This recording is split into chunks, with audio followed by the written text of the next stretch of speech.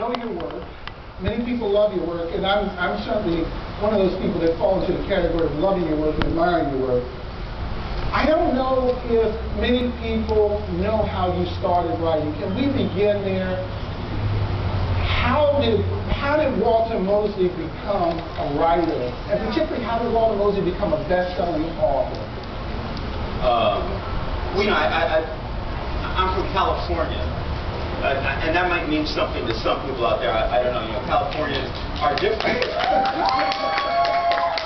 They're just different. Their notion of the world isn't like everybody else's notion of the world. Things are slower, easier in some way. And so I was kind of wandering through my life. My father had told me when I was young, he said, you have to pay the rent and do what you love in that order. First you pay the rent, then you do what you love. And I was paying the rent. I was a computer programmer. I've been doing it for years, 16 years. I was in my 30s, early 30s, and I was at Mobil Oil before I realized what Mobil Oil was doing to the world. And I was a programmer, and and one weekend I was working, and I got tired of writing code, and so I wrote, on hot sticky days in southern Louisiana, the fire ants swarm. I wrote that sentence, and I said, hey, that could be a novel. Maybe I'm a novelist. And so I started writing. You know, I started writing books, and I started writing, you know, sentences, and then paragraphs, and then fragments, and sooner or later I became a writer. I think about 4 or 5 years. I never expected to get published, honestly. You know, I thought my whole idea is if I could write a whole story from beginning to end, that would be a great thing. Yeah. And that's it. And nothing else. I can't explain anything else. I can't explain why all these people are here. I mean, somebody might have paid me or something. You know. Now, Walter, you didn't experience success immediately. You wrote your first works, and if I remember correctly, they were not all that well received. But then you went on to write other works that were well received. What happened?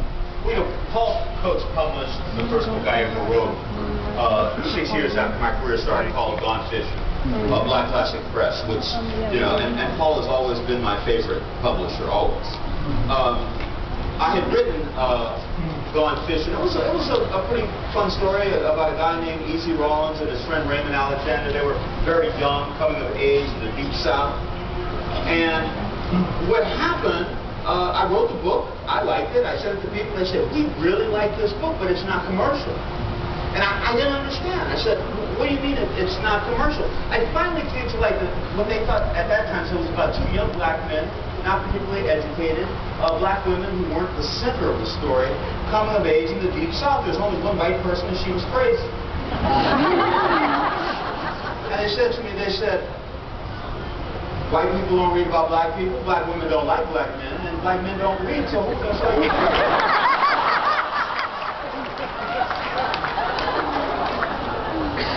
It wasn't true, but because they were in charge of publishing, it was true.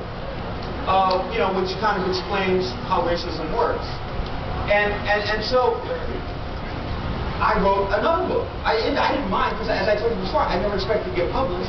So I wrote another book, Devil in a Blue Dress. I realized about 3/4 of the way through that, hey, this is like a mystery. And I gave it to publishers. They said, this is great. This is new. This is different. It's a black detective, you know.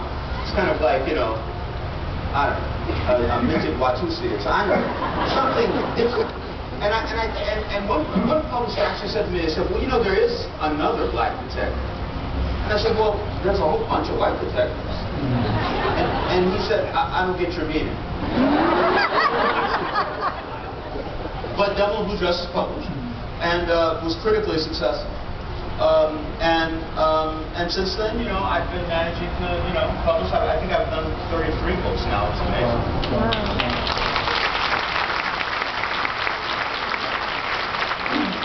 Devil in a Blue Dress was published. It came to the attention of many people when former President Bill Clinton expressed his interest in the book and his interest in you as a writer. You went on to write a number of books featuring Easy Rollins and Mouse. At one point, Mouse appeared to be dead, and many of your fans were very angry with you. Yeah. At this point, you've expressed that you are finished with the Easy Rollins series.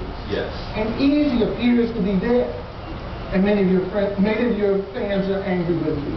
And my friends. And your friends. Especially the ones who make money on Easy Rollins. Can you talk about that, and can you talk about the closing of the series? What does that mean to you as a writer? What does it mean to a writer when a writer brings a successful series to a close? Well, listen, I stopped writing. The thing is that I have told every story. It's 11 books on Easy Rollins. People come to me and say, well, listen, I want to read more books. I said, listen, you forgot the first book. Go back and start over again. You just spend the next few years reading it again. By then you'll be tired of them, I promise you.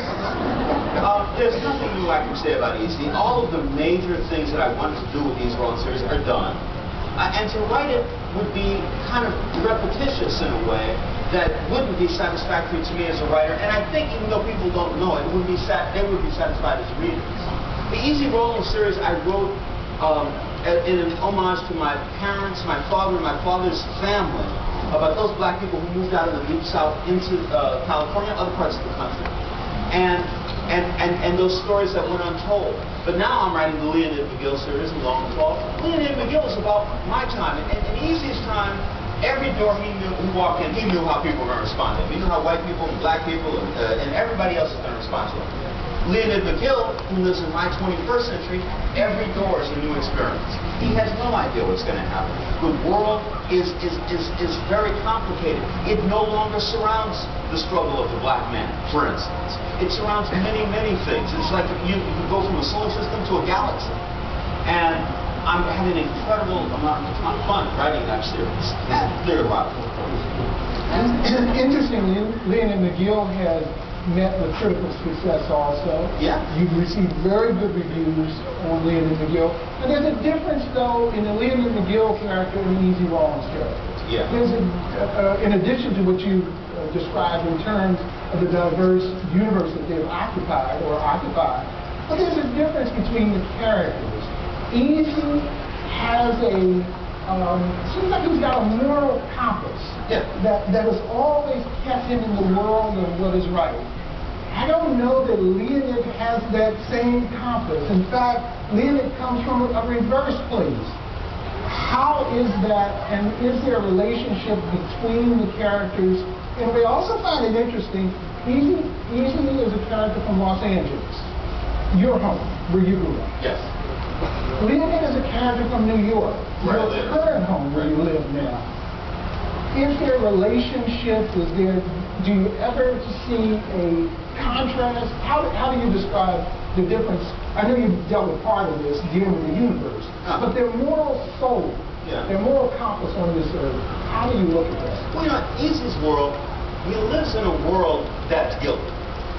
And he's trying to, in some way, solve or absolve that guilt. Leonid himself is guilty. And he's trying to solve something internally. Where Easy is facing external problems, Leonid is trying to find resolution for himself. It's a very different world, and it's very different problems. But I think that it's really important when you start to talk about people today. I write about black male heroes mostly, but this is, I think, true for everybody. Trying to, like America, face what we've done for the last 40 years.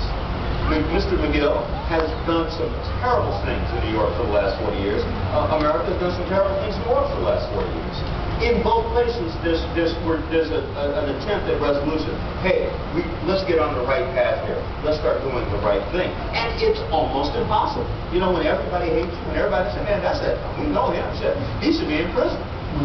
He shouldn't be walking the streets free, man. I know people he's killed. And that's what they say about us too. And we have to somehow say, okay, fine, I'm taking on that responsibility, and I'm going to try to solve it in some way. I'm going to make myself a better person in the world, because that's all I can do.